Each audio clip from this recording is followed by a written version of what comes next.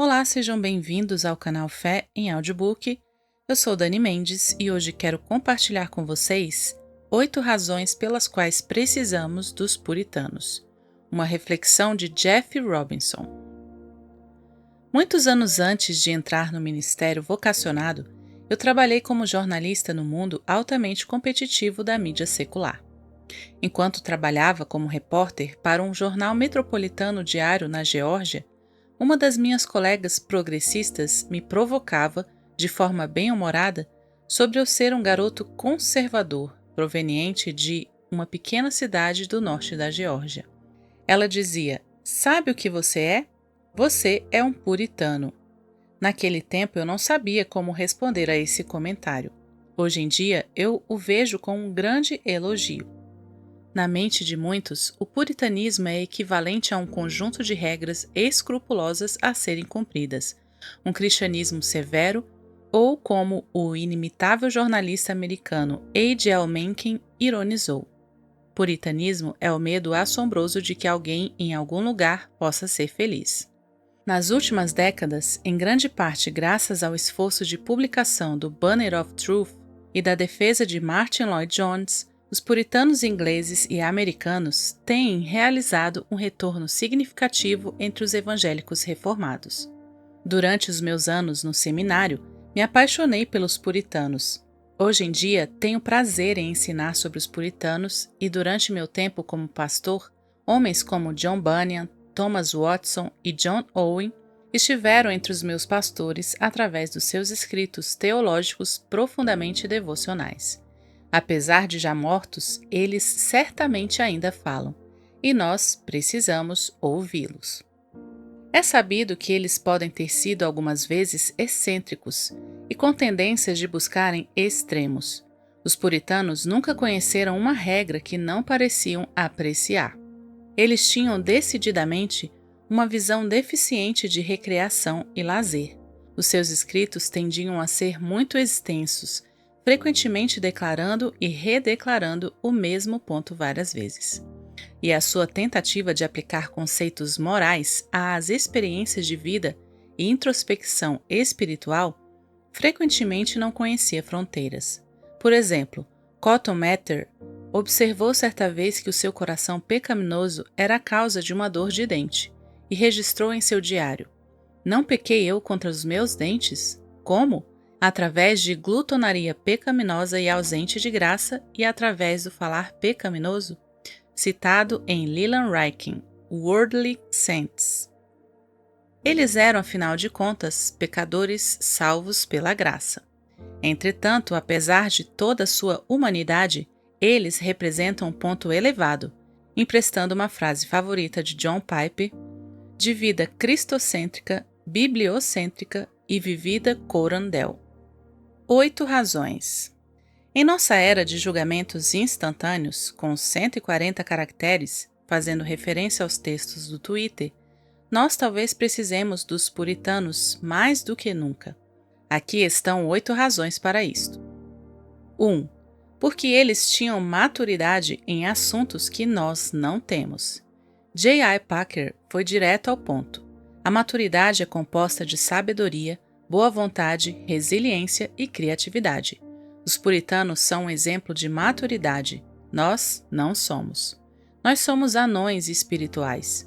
Um líder muito viajado, um americano nativo, que seja dito, declarou que ele avalia o protestantismo norte-americano como antropocêntrico, manipulativo, orientado por sucesso, autoindulgente e sentimental, como ele abertamente é, tendo 3.000 quilômetros de largura e apenas meio centímetro de profundidade. Os puritanos, em contraste, eram gigantes como um todo. Eles eram grandes almas servindo a um grande Deus. Alguém pode negar a verdade dessas afirmações sobre boa parte do evangelicalismo moderno nos dias de hoje? 2. Porque eles compreenderam a profunda pecaminosidade do coração humano. John Owen chamou o coração humano de um ninho de vespas do mal. Ele escreveu a obra A Mortificação do Pecado, o mais famoso tratado sobre o pecado entre os puritanos. Como eles compreendiam a depravação do coração humano, os puritanos perceberam que apenas uma obra unilateral da graça soberana poderia resgatar o homem caído. Portanto, a sua profunda compreensão da morbidade do coração humano os conduziu a plantar firmemente os seus pés sobre uma teologia de graça, como o único catalisador que iria chamar os corações mortos para fora da sepultura. 3. Porque eles sabiam que a sua melhor vida ainda estava por vir. Os puritanos sofreram muito, mas sofreram bem. A morte foi uma companhia constante para os puritanos dos séculos 17 e 18.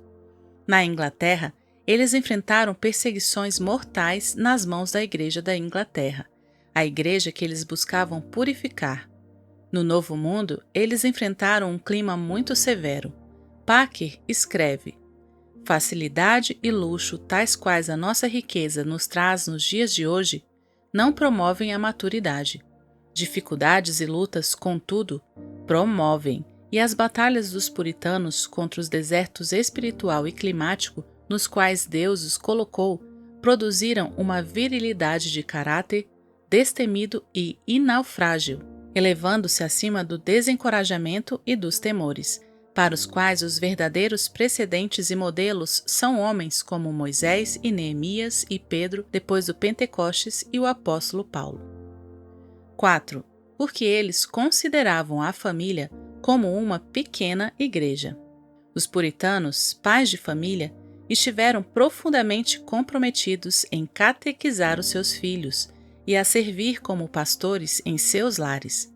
Uma das maiores necessidades dos nossos dias é a de que Deus levante um exército de maridos e pais com corações de leão e espírito de cordeiro, para amarem suas famílias, ensinando-as a palavra de Deus e modelando liderança bíblica e eclesiástica.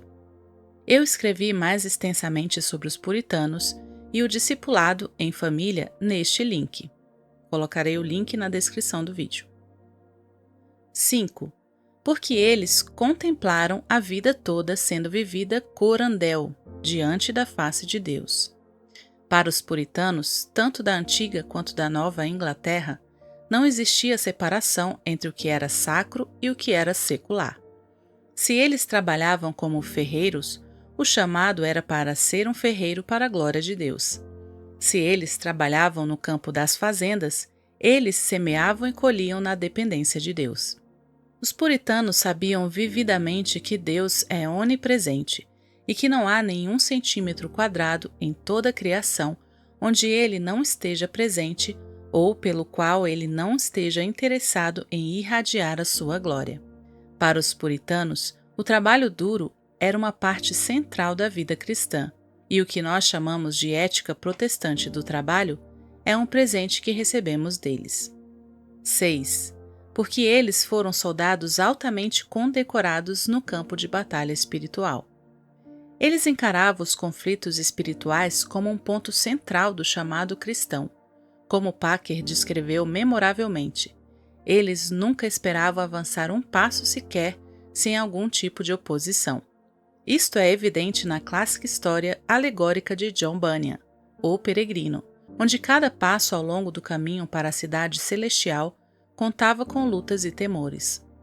John Gear escreveu na obra O Caráter de um Velho Puritano Inglês, ou Não Conformista. Toda sua vida ele participou de uma guerra, onde Cristo foi seu capitão, e as suas armas foram as orações e as lágrimas. A cruz foi a sua bandeira, e o seu lema foi: quem sofre, conquista. William Gurnall escreveu O Cristão com Plena Armadura, que perdura como uma das obras mais importantes sobre a batalha espiritual. 7. Porque eles foram habilidosos médicos de almas. Muito tempo antes de J. Adams e David Powlison terem sido pioneiros no movimento, os puritanos se destacaram em aconselhamento bíblico, pois eles não foram influenciados por nenhum modelo secular de psicologia. Hoje em dia, muitos dos que alegam ser estritamente bíblicos nas suas abordagens de aconselhamento mostram clara evidência de uma profunda influência recebida de Maslow ou Rogers ou Skinner ou Ellis.